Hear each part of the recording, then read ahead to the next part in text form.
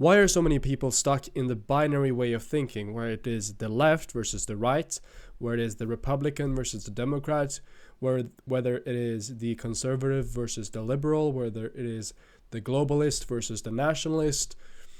All of these different binary ways of thinking and viewing the world is making people very stupid. It's also like the world is much more nuanced, questions are much more nuanced, morality is much more nuanced than you probably think, and you have guaranteed been stuck in this kind of mindset. And before we actually go into this video, this is going to be mind-blowing, and I have an extremely well-made resource right here on the page that I'm going to show you in this video. So if you can stick around for it, you're going to learn a lot. First of all, before we get into the video, I have a reading list which you can get access to, in which I add books that I read every single week. And that will be linked down in the description below. Enter your email and I'll send over the document. Now let's get on with the video. So as you see here, this is the American political system, where you can of course run as an independent, but the two major political parties are the Republicans and the Democrats. And that's pretty much how it is. It's a bipartisan republic. And either you vote for Republican or Democrat, and if you vote Republican, the Democrats hate you, and if you vote the Democrat, Republicans think you're like a libtard. That's kind of usually how it goes. Same thing goes if you're very left-leaning versus very right-leaning in the US. Right and left is basically being Republican and Democrat, like you can call that out basically. But there are of course like very right-wing groups and very left-wing groups, like the anti-fascists, for example, on the left, and maybe like the neo-Nazis on the right. But there's much more binary thinking when it comes to moral questions. Some people might look at something like abortions, for example, and I'm not going in this video to be political, but it's the easiest ways to show this. So some people think that abortions are correct, and some people think that it's not correct. And some people think that it's not a matter of if it's morally right or wrong, it matters if it's a number of weeks. So some people think that you should be able to make abortions up till about 8 weeks or 12 weeks or 14 weeks or whatever. And well, it's a very moral question to describe when a human becomes a human, but some people are completely against abortions. And they stand strong over here. Let's say you're Christian or Muslim or Jewish, you think that abortions are wrong, and on this side you have like the feminist liberal woman that thinks that abortion, no matter what, is correct, like my body, my choice. Well, this is a very binary way to view the world. And the people on this side that want to, for example, remove abortion rights for everybody, do not maybe realize that there are multiple cases in which, like, okay, my child is going to have Down syndrome or have a really rare genetic disease. Might be actually better to just abort it, for example. That could be some of their positions. And then there's also the logic that, well, abortions shouldn't be made after 12 weeks. And that might be here in the middle. But these people on this side might want to do abortions till about 20 weeks or something like that. So yeah, it's a very complicated question. I'm not going to get into it too deeply.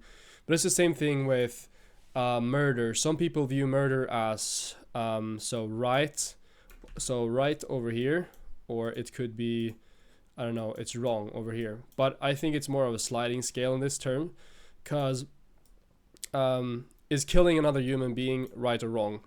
Well, have they killed anybody? Have they committed a war crime? Have they done something very horrible, like rape people or anything?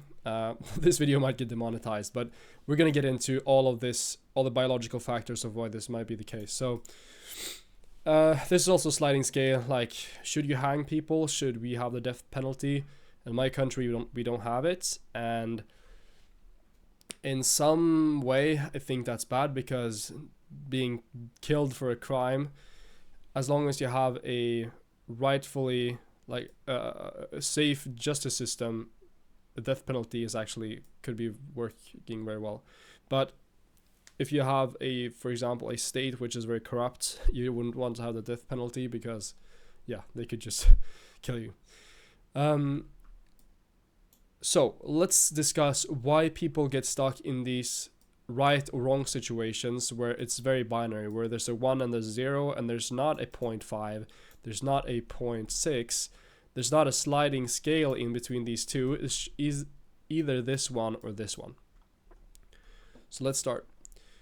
So I wrote this thing called non-binary thinking and why people are stupid. So let's just quickly explain why this happens. So it's all biological, as you could have guessed. It's not because people are stupid. They are stupid because of a reason, and it's not their fault. So for most of human history, speed was more valuable than accuracy. So our ancestors needed to make split-second decisions to survive. So that's also why we have pattern recognition. So friend or foe, is that person safe or dangerous? Do I run or stand my ground? When you see a lion or a saber-toothed tiger, do you run or do you fight it? Edible or poisonous, you have to make some kind of decision. Does this taste weird? Does this smell weird? If an ancestor stopped to consider the nuance of a predator's intentions, they likely didn't survive to pass on their genes. So what's so great about natural selection, in a way, is that all the decisions and mistakes, for as long as we have lived, for the long as the human species has lived on, has basically sorted out all the people that did the mistakes, which is why we could say we're pretty advanced right now, at least in comparison to the other species on our planet. We're 100% dominant. And why is this? Well, we inherited a brain that rewards quick binary categorization because it is efficient and safe. In wild nature, in survival situations, you don't really have the time to think and ponder about the future, about building bridges, about expanding civilization. Your first instinct is to survive, make quick decisions, and keep your family, your tribe safe. So that's why the non-binary thinking is there. That's one of the reasons, at least. It's nuance is slow, binary fast. Next thing is the brain is fucking expensive. The brain is an energy expensive organ. It consumes about 20% of the body's energy, and I already talked about this in another video, but to conserve resources, it actually acts as a and constantly searches for shortcuts to reduce the mental load and the energy expenditure. And this is why these things are created. I'm going to show you a really cool resource here. So heuristics, this is one of the things. These are mental shortcuts that allows us to solve problems quickly. So binary thinking is the ultimate heuristic. It simplifies a complex spectrum, like political policies, into two buckets, like good, bad, us, them. Same thing when it comes to fighting a tribe or being at a football game or anything. It's always us versus them. It's not more nuanced than that. Then it also comes with cognitive load. So these are one of the effects of the brain, that the brain is actually fucking expensive in terms of energy. The processing nuance it requires, or the processing power required to think in nuances, and to be able to hold multiple conflicting ideas in your head simultaneously, is very expensive. It's very physically and mentally taxing, and the brain resists this effort, preferring the path of least resistance offered by binary options. And this is like universally true. You ever wonder why it's really difficult and draining to work out, or to be able to go to the gym in the first place, or to do something that you don't want to do? Well, it's because it's very expensive in terms of brain power or physical exertion. That's why nobody actually wants to work out, or wouldn't have wanted to do that, except for in today's age where we actually praise people that are very sporty and where we have an abundance of food. So that's a very interesting thing, and that's also why there's always a natural biological way of resistance in our world, where everything we do has some kind of resistance tied to it. And the more difficult the thing is, the lower motivation you have to do it. Next, cognitive biases. These are bias is created by the brain, like binary thinking, to reduce the brain load and energy expenditure. And I have this really cool SVJ, and this will be linked down in the description below. This is the Cognitive Bias Codex, and these are a lot of the effects that the brain has. So, for example, these are some of the effects and the heuristics, the cognitive biases that the brain uses to like reduce the energy expenditure. So we can look at any of these. Let's see. Effort justification. Effort justification is an idea paradigm in a social psychology stemming from blah blah blah. Effort justification is a person's tendency to attribute the value of an outcome they put effort into achieving as greater than the objective value of the outcome. So let's say you put 1 hour into painting a picture, and you put 100 hours into painting another picture. You're cognitively biased to think that the second picture was better, even though it might objectively not be better, just because you put more energy expenditure into it. So that's one example of a cognitive bias. Check this out, it's really cool. Oh, and by the way, somebody copied my YouTube video 4 months ago, which I just saw, which is really funny. Then there's psychological comfort and certainty. Now, I don't know, this is not maybe fully biological, but we're just going to go through it anyway. So nuances create ambiguity, and ambiguity creates anxiety. And I mean, this is true. So the craving for certainty, like knowing things, is really strong. I remember when I was in the military and we wouldn't know when we got to get home. We didn't know where our next hour would be spent, if we had to pack up, if it would get shot at, or if it would like get bombed by drones or spotted by drones. So the biggest psychological terror was uncertainty in the military. And so we would literally sit around the fire or in our tents or on our guard posts and discuss and speculate about the time we would get home, you know? And I can really relate to this. So humans have a deep psychological need for closure and certainty. Knowing exactly who is right and who is wrong provides a sense of safety and control.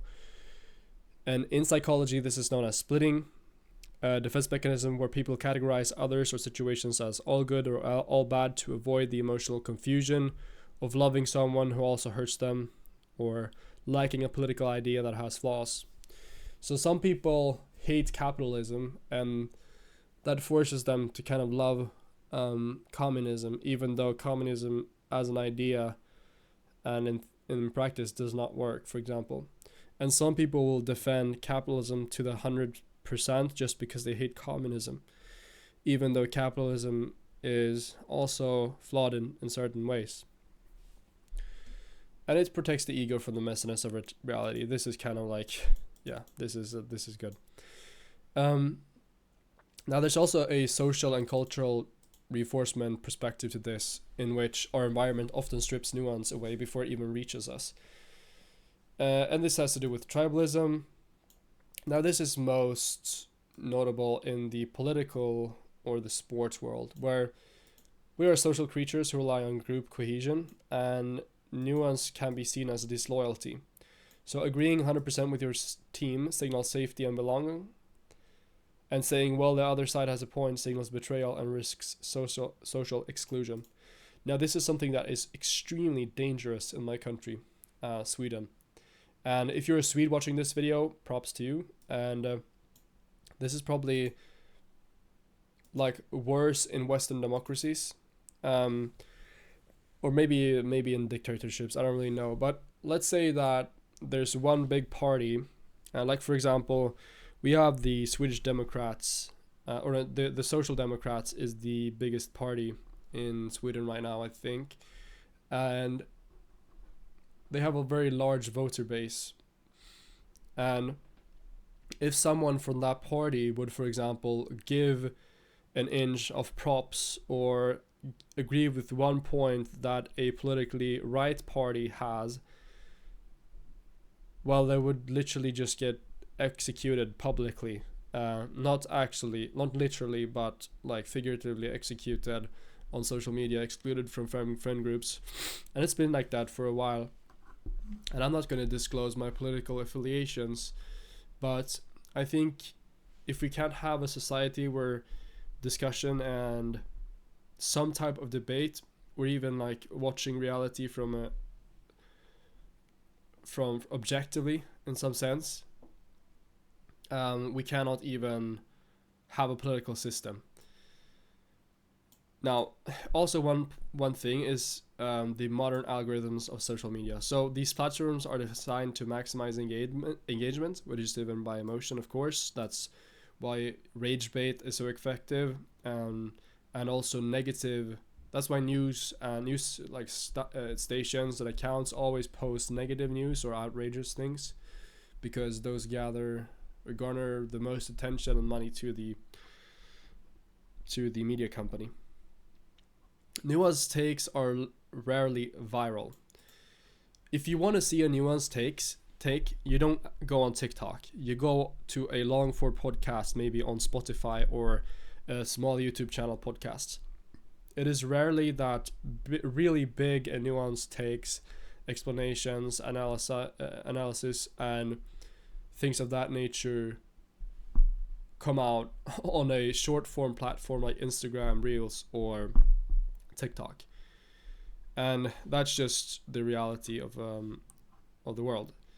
Now, algorithms also amplify binary content because, it triggers an immediate emotional reaction, also creating echo chambers where we rarely see the complexity of the other side. So you could talk about the Agartha, Vril, neo-Nazi, maybe not neo-Nazi, but like the maybe white nationalism, far right side of TikTok. Then there's the communism, Che Guevara, Lenin, Stalin, leftists, Antifa rabbit hole on TikTok as well. Depending on who you are and depending on what you like, you will see that type of content.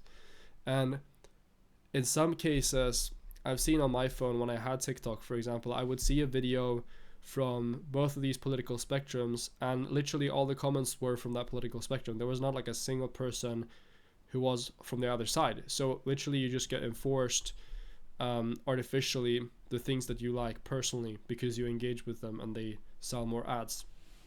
So it's kind of dangerous. And it's not just like mainstream media usually talk about the radicalization of young men, for example.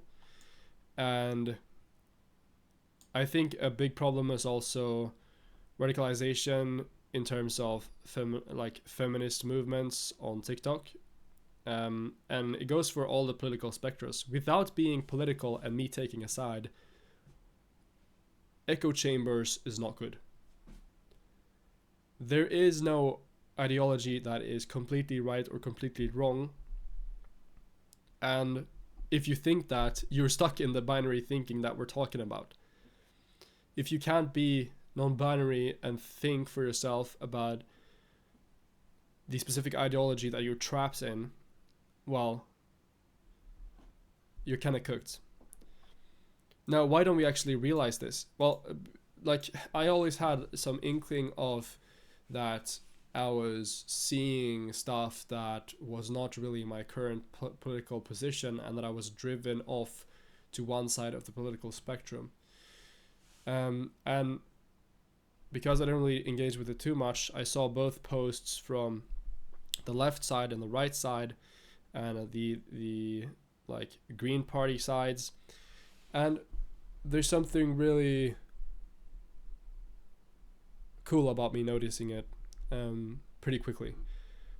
And I did a lot of research on this. I also watched a video, shout out to Charlie Morgan, about non-binary thinking, and I dove deeper into it and tried to figure out why exactly this was. And yeah, the answer lies in blind spots, why we don't realize it.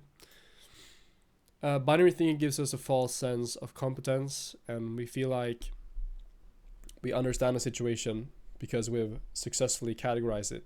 So we make assumptions and categorize stuff in the beginning. So it could be, for example, a court case against a certain person.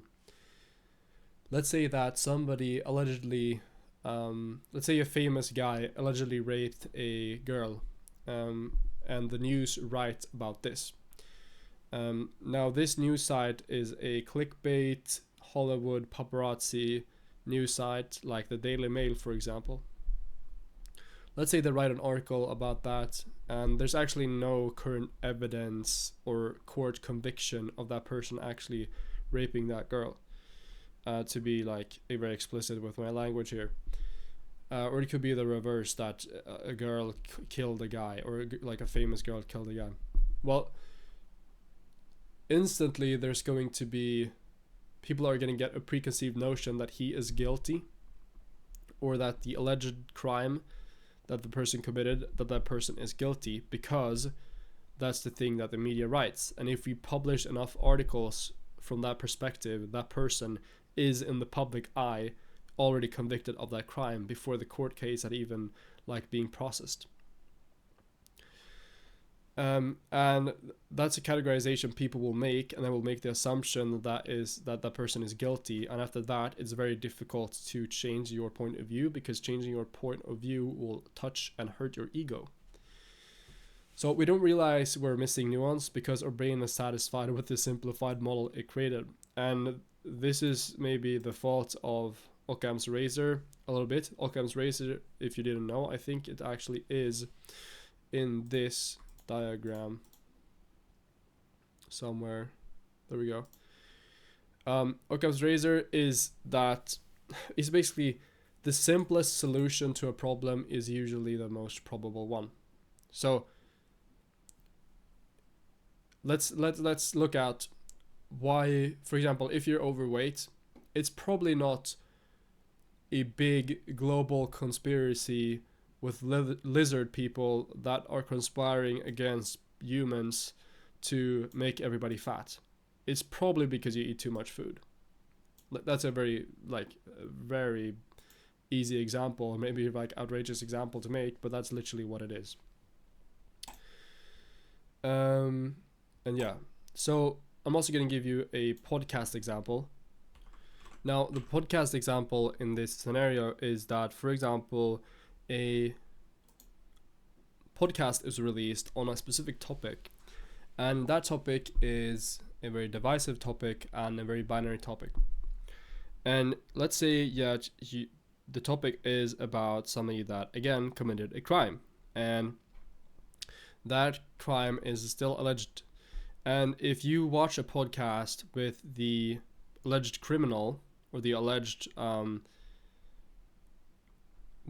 committer of the crime, and that person explains to you why he didn't do it and why he's innocent, and you don't watch a podcast on the victim and explaining why the person actually did it, well, you're essentially categorizing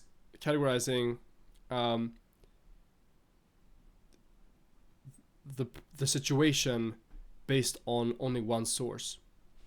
And in fact, you could probably, like, if you read, for example, if the only literature you ever read was Hitler's Mein Kampf, you're probably going to be a Nazi. And if the only book you ever read is like Das Kapital or anything like that, you're probably going to be like a communist or something. So it's not more complicated than that. And then to the last point before we go on how you can actually avoid being a super binary thinker, it's the education systems. So I know that the US education system, at least in a lot of, like, at least when you're younger and then even up to college, there's a lot of tests with multiple choice questions. And in my country, we have a few questions on each test that might be multiple choice, but mostly it's free text writing questions on paper. And I think those are the best ones, honestly. Because what happens if that some people are trained from a young age to find the correct answer rather to explore the most probable explanation. So instead of searching for all the information, They try to find the easiest answer as quickly as possible, because of course that would be less painful, less resistance, and less energy expenditure for the brain. And standardized testing reinforces the idea that for every question there is one right option and 3 wrong ones, rather than a spectrum of validity. And that's one thing I've noticed on tests in my country, is that sometimes there are multiple choice questions where the answers are so close together or can be probable that it's really hard to decide, but you just have to pick one that's most correct. Right, so now I'm going to give you some ASMR of how you can do this. So how can we actually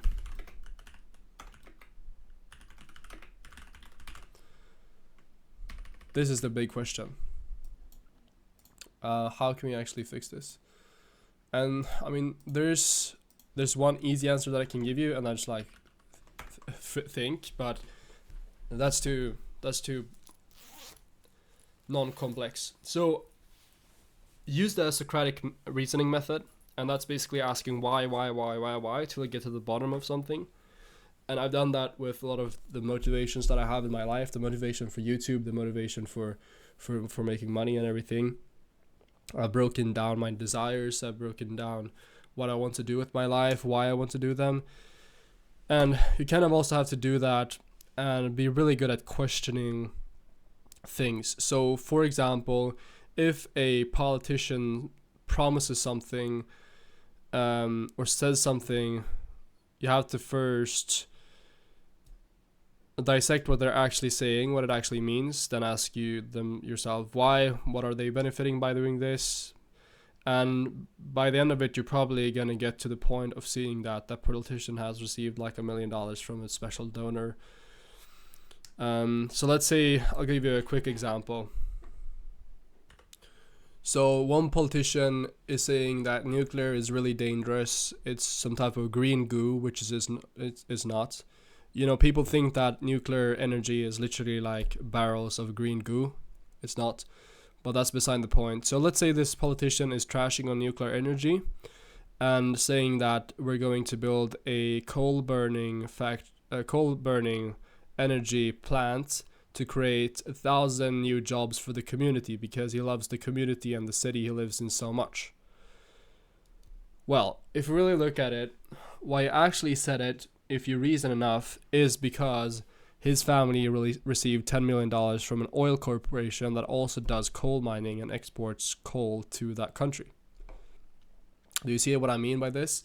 So by using logic, you can also dissect your own heuristics, cognitive biases, and the best way to combat these things in society and how not to get rage baited is by, of course, understanding this model. Read about all of these. I have started to take these ones and created a big document on these. And I am every day writing about one new cognitive bias of these ones. And I will do the whole tree because I want to try to use these to sell better, to write better, to talk better, and to understand the human mind. And if you want to do the same, subscribe to this YouTube channel because I am going to release that document eventually.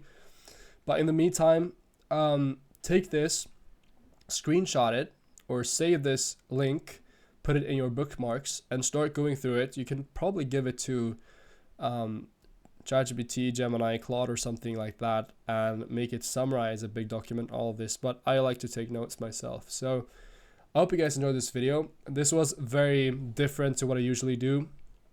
I am trying to stay away from the money-making content, just simply because the audience that I will attract from how to make, $500 a month is going to be third worlders. It's going to be really low CPM for the channel, and it's usually just people that want like free money or free handouts. So that's why I say that. So by making this content that's a bit more educational, a bit more abstract, and for people who actually want to improve their, cognitive function for real, that's what this channel is for. It's for, real.